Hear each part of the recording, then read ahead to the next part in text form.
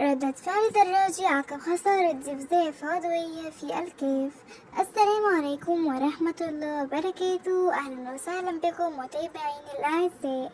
قبل أن نبدأ ما تنسوش تصلوا على النبي عليه أفضل الصلاة والسلام، ويلا بينا نبدأ الفيديو. هذا هو ردة فعل دراجي عقب خسارة زفزاف عضوية في الكاف.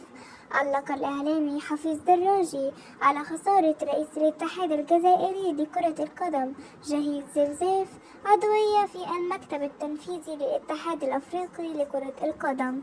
وكتب حفيظ دراجي عبر صفحته الرسمية على الفيسبوك أن الفشل الذي سجله رئيس الفاف في انتخابات اللجنة التنفيذية للكاف كان متوقعا منذ مدة، وخسر زفزاف في سباق الظفر بعضوية الكاف عن منطقة شمال أفريقيا أمام منافسه الليبي عبد الحكيم الشلماني، حيث حسم الأخير الأصوات لصالحه بنتيجة 38 مقابل 15 لصالح رئيس الفاف.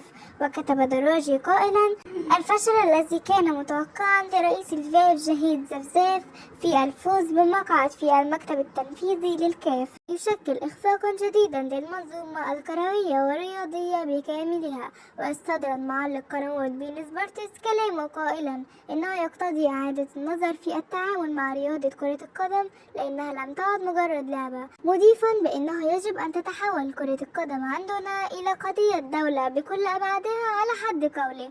شاركوني رأيكم في الكومنتات والسلام عليكم.